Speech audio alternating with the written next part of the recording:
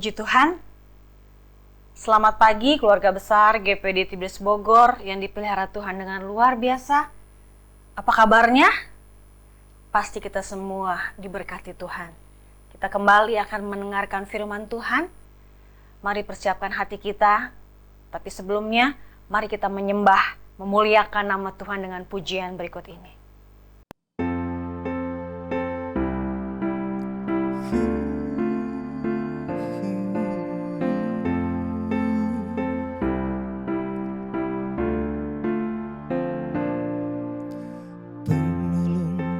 Selalu setia memenuhi keperluanku, tak pernah dia mengecewakan. Yesusku tak pernah gagal, segala perkara dapat di dalam Dia yang memberi kekuatan. Tuhan Yesus penolong dan sahabat, tetap percaya Tuhan setia.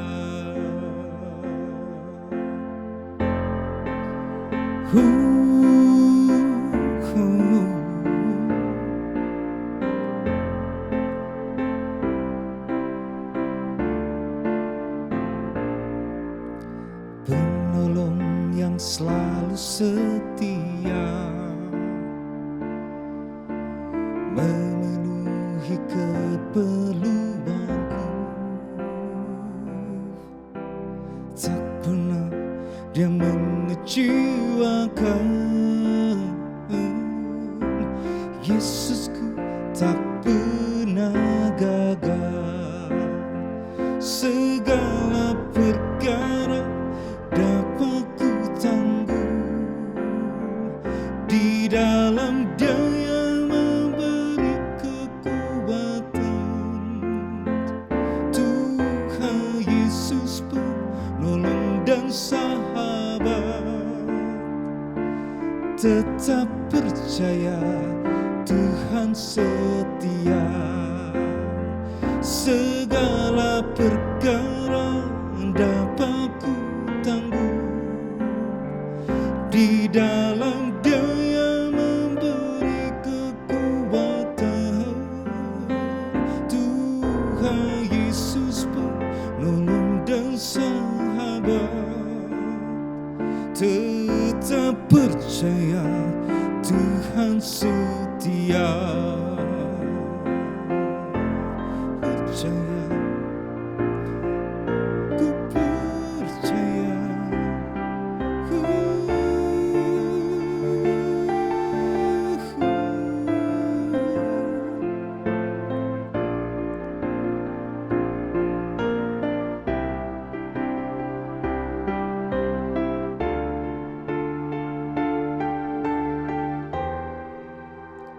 Segala perkara dapat ku tanggung di dalam Dia yang memberi kekuatan. Tuhan Yesus penolong dan sahabat, tetap percaya Tuhan setia. Tetap percaya Tuhan setia. Tetap percaya Tuhan setia.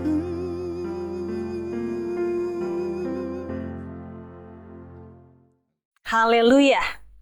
Mari kita berdoa. Kami bersyukur Tuhan buat hari di mana kami diberikan kesempatan oleh Tuhan untuk masih bisa bernafas, masih bisa beraktivitas, masih bisa mendengarkan firman Tuhan. Kami bersyukur Tuhan. Kami perlu firman-Mu untuk selalu menuntun kami kepada kebenaran-Mu Tuhan. Mari Roh Kudus berkarya, berikan hikmat kepada hamba-Mu dan kami semua, urapan-Mu kami perlukan, dan kami boleh diberkati pada pagi hari ini. Kami sambut firman-Mu di dalam nama Tuhan Yesus Kristus. Haleluya. Amin. Saudara-saudara, pada pagi hari ini kita akan mendengarkan firman Tuhan dengan judul Belajar Mengalah. Tidak mudah saudara-saudara ya, apa yang saya ucapkan juga tidak mudah bagi saya, tetapi kita mau belajar dari firman Tuhan pada pagi hari ini. Kita mau belajar dari Roma, pasalnya yang ke-12, ayat ke-21. Firman Tuhan berkata, "Janganlah kamu kalah terhadap kejahatan, tetapi kalahkanlah kejahatan dengan kebaikan." Saudara-saudara, kalau kita lihat ayat ini, bagaimana kejahatan itu harus dikalahkan dengan kebaikan, saudara. Seringkali sebagai manusia, kita pengennya ketika orang berbuat jahat kepada kita, kita otomatis selalu ingin balik berbuat jahat, ingin membalas. Tapi firman Tuhan katakan justru kita harus kalahkan kejahatan dengan kebaikan. Bagaimana ini Bu Pendeta? Bagaimana ini Ses? Saya dijahatin terus, apakah saya harus berbuat baik terus? Firman Tuhan tetap firman Tuhan, saudara-saudara. Firman Tuhan bukan sekedar didengar seperti batu karang yang teguh, saudara-saudara. Kalau kita berdiri di atas batu karang teguh seperti Matius 17, kita menjadi pendengar dan pelaku firman Tuhan, kita akan menang. Kita tidak akan mudah roboh. Tidak seperti orang fasik yang mendirikan di atas pasir, sehingga pada saat tantangan datang dia bisa roboh. Kalau kita berdiri di atas kebenaran firman Tuhan, tetap lakukan yang baik. Perbuatan jahat itu apa, saudara-saudara? Menurut KBBI, definisi kejahatan itu adalah perbuatan jahat, sifat dan karakter jahat, atau perbuatan dosa, atau perilaku yang bertentangan dengan nilai dan norma yang berlaku dalam hukum baik tertulis ataupun tidak tertulis. Perbuatan buruk, sangat jelek. Nah, setiap orang punya pandangan ya, saudara-saudara. Bagaimana orang itu berbuat jahat itu tergantung penilaian kita. Si A itu, si A jahat. Si B itu baik. Itu tergantung penilaian kita ya. Memang firman Tuhan mengatakan, di dalam firman Tuhan ini, kejahatan itu bisa berupa hawa nafsu, perkataan jahat, pikiran jahat, keserakahan, motivasi yang salah atau sombong. Itu hal-hal kejahatan bagi Tuhan, saudara-saudara. Menurut firman Tuhan. Bagaimana kita menanggapi jika seseorang atau orang lain berbuat jahat kepada kita? Di dalam Roma 12 tadi, ini berbicara tentang kasih, saudara-saudara. Ketika kita terima Yesus sebagai juru selamat, dia adalah maha kasih. Allah adalah kasih. Barang siapa mengenal dia, barang siapa tinggal dalam kasih, kita akan memiliki kasih itu, saudara-saudara. Kita tinggal dalam Yesus yang adalah kasih, berarti kita punya kasih. Suatu tanda tanya, jika kita tidak memiliki kasih, kita terus membalas setiap kejahatan orang dengan kejahatan, itu tanda tanya, saudara-saudara. Apakah kita masih dalam Yesus? Masih dalam kasih itu? Kasih Yesus yang begitu besar? Memang tidak mudah. Bahkan sebagai hamba Tuhan pun saya harus terus belajar, saudara. Terus belajar. Mungkin di ujian satu hari saya bisa lulus. Di ujian hari berikutnya, dengan keadaan saya, mungkin saya rasa tidak mampu untuk mengalahkan ego saya. Untuk membalas kejahatan dengan kebaikan, saudara-saudara. Memang kita punya ego, saudara-saudara. Bahkan orang sesabar apapun punya ego. Kita bisa mempertahankan ego. Kita bilang orang itu jahat, saya baik. Belum tentu, saudara-saudara ya. Kadang-kala kita tidak sadar kalau kita juga sudah berbuat jahat kepada orang lain. Tapi kita menjudge, menghakimi orang lain itu jahat kepada kita. Kita tidak sadar. Barangkali kita tampak sadar berbuat kejahatan kepada orang lain. Yang kita tahu, yang kita sadari bahwa firman Tuhan harus kita lakukan. Bagaimana kita harus mengalahkan kejahatan, saudara-saudara, dengan kebaikan. Di dalam Roma 12 tadi, ayat 17 dan 18, berkata, "Janganlah membalas kejahatan dengan kejahatan. Lakukanlah apa yang baik bagi semua orang, sedapat-dapat tepatnya kalau itu bergantung padamu. Hiduplah dalam perdamaian dengan semua orang. Jadi kalau di sini judulnya belajar mengalah, berarti Tuhan ingin mengajarkan kita lebih dewasa lagi. Seorang yang dewasa pasti mengerti memaklumi orang yang belum dewasa. Takarannya apa, saudara-saudara? Ketika kita mau lebih dimengerti orang lain harus lebih minta maaf sama saya, orang lain harus mengerti saya, berarti kita belum dewasa, saudara-saudara. Itu takarannya. Ketika kita melihat orang lain berbuat yang tidak mengenakan bagi kita, mungkin berbuat jahat kepada kita, dan kita bisa menahan diri untuk tidak membalas. Seperti firman Tuhan katakan, sedapat-dapatnya jika itu bergantung. Bergantung apa? Jika kita lebih dewasa, kita tahu firman Tuhan. Walaupun kita mungkin dengan orang itu sama-sama tahu firman Tuhan, tapi tiap orang itu perkembangan rohaninya berbeda-beda, saudara-saudara. Kalau orang itu dewasa, pasti dia bisa belajar menahan egonya, menahan dirinya untuk kebaikan. Jika kita sama-sama memiliki ego yang besar dan tidak ada satupun yang mau mengalah, apa yang terjadi? Di sini dikatakan kan, seharusnya sedapat-dapatnya. Jika itu bergantung kepadamu, hiduplah dalam perdamaian dengan semua orang. Saudara-saudara, kita mau hidup damai kan? Kalau kita menuntut kita harus dimengerti, orang lain harus lebih minta maaf lebih dahulu daripada saya, itu berarti ego kita yang belum bisa ditahan, yang belum bisa mengendalikan diri. Kita belum dewasa. Kalau itu terjadi, saudara-saudara, maka tidak ada perdamaian. Kalau tidak ada perdamaian, bagaimana saudara-saudara seiman boleh saling menguatkan? Yang ada ke gereja, rasanya kok saya malas ketemu orang itu ya, Bu Pendeta, aku nggak suka ketemu dia, bagaimana aku bisa ke gereja? Yang kebayang aku kalau misalnya dia ke gereja, aku malas dengar firman Tuhan, aku malas ibadah, hatiku nggak sejahtera. Saudara-saudara, firman Tuhan ini cermin. Berarti kita belum dewasa, saudara-saudara. Kita dituntut menjadi gereja Tuhan dewasa. Bukan waktunya kita jadi anak-anak terus, saudara-saudara. Yang mau dikasih susu, yang mau dimengerti, yang mau dielus-elus, saudara-saudara. Oh, dia harus dimengerti. Tidak seperti itu. Kita dituntut untuk menjadi dewasa supaya kita bisa menjangkau lebih banyak jiwa lagi. Kalau kita tidak belajar menahan ego, bagaimana kita bisa menjangkau jiwa-jiwa yang belum mengenal Tuhan, yang egonya meledak-ledak, yang sifat karakternya yang keras? Bagaimana bisa memenangkan mereka, saudara-saudara? Bahkan dalam keluarga kita sendiri pun, kita saling ada gesekan, saudara-saudara. Seperti piring dan sendok dan garpu dalam piring, maksud saya, saudara-saudara ya. Itu bunyi kan, saudara-saudara, ada gesekan. Tapi mereka seiring, sama-sama memasukkan makanan ke dalam mulut.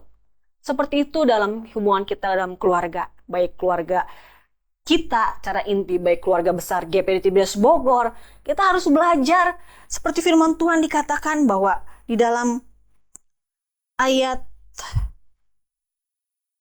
10, saudara-saudara ya, dalam Roma 12 ayat 10 tadi, hendaklah kamu saling mengasihi sebagai saudara dan saling mendahului dalam memberi hormat. Alangkah indahnya kalau kita punya prinsip, saudara-saudara, lebih dahulu memberi, lebih dahulu menghormati, lebih dahulu menghargai, lebih dahulu meminta maaf. Itu akan indah, saudara-saudara. Tapi kenyataannya karena ego itu yang tidak bisa kita tahan, itu seringkali membuat tidak ada perdamaian. Dan nama Tuhan justru malah bukan dimuliakan, tapi justru tidak dimuliakan dengan kelakuan kita sebagai saudara seiman. Kita bisa dilihat sama orang lain yang tidak mengenal Tuhan. Loh, kok anak Tuhan seperti itu ya? Nggak pernah baikan. Sedikit cekcok, pundung. Sedikit cekcok, nggak mau melayani. Saudara-saudara, kita itu dituntut Tuhan menjadi gereja yang dewasa. Saudara, kita sudah ada di akhir zaman. Kita tidak tahu batas umur kita sampai berapa. Tapi yang pasti Tuhan mengajarkan kita. Kita mau berbuat baik walaupun orang lain berbuat jahat kepada kita. Dan di sini saya mengajak saudara-saudara untuk lebih merenung lagi, saudara-saudara. Kadang-kala orang berbuat jahat kepada kita juga ada penyebabnya. Saya tulis di sini beberapa hal.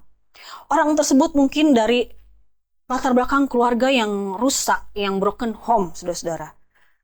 Atau sering dihina, dibully. Sehingga hatinya itu seperti apa? Seperti barang pecah belah, saudara-saudara, sensitif. Atau orang itu tidak jaga hatinya, punya akar pahit yang belum diselesaikan, yang belum dicabut, yang tidak rela dicabut oleh Tuhan. Apalagi iri hati. Kita lebih dari mereka, kita lebih berhasil, punya kelebihan yang dibanding yang lainnya. Itu sering terjadi membuat mereka jadi jahat kepada kita. Kita harus memakluminya sampai sebegitunya, saudara-saudara ya. Kita sebagai orang yang lebih dewasa, kita wajib memiliki tingkat permakluman yang tinggi kepada mereka. Untuk apa? Ada perdamaian. Kita tuntun mereka yang belum dewasa. Seringkali saya pun merasakan seperti itu. Mungkin kadangkala saya egonya sedang muncul, orang lain lebih mengerti dibanding saya. Mungkin saya ketemu orang yang saya harus mengerti dia. Saya harus menahan ego saya. Dan saya bersyukur firman Tuhan itu harus digenapi. Bahwa besi menajamkan besi, orang menajamkan sesamanya. Itu firman Tuhan, saudara-saudara. Bersyukurlah kepada orang-orang yang sepertinya merugikan kita. Padahal itu membentuk karakter kita, saudara-saudara. Kita bersyukur. Kita dapat mengerti apa itu kasih, saudara-saudara. Kalau kita tidak menemukan orang-orang yang sepertinya bertentangan berbuat jahat kepada kita, kita tidak bisa mengerti apa itu kasih. Kita akan mengerti itu kasih kalau kita boleh belajar membalas kejahatan dengan kebaikan. Ada damai, ada sukacita. Kita bisa bersaksi. Kita bisa menjadi orang-orang kepercayaan Tuhan untuk menjangkai jiwa-jiwa. Sudah bukan saatnya lagi, saudara-saudara, kita seperti anak-anak. Kita mau belajar lebih dewasa lagi. Firman Tuhan katakan di sini di dalam ayat-ayat terakhir ya. Di dalam Matius, saudara-saudara. Dalam Matius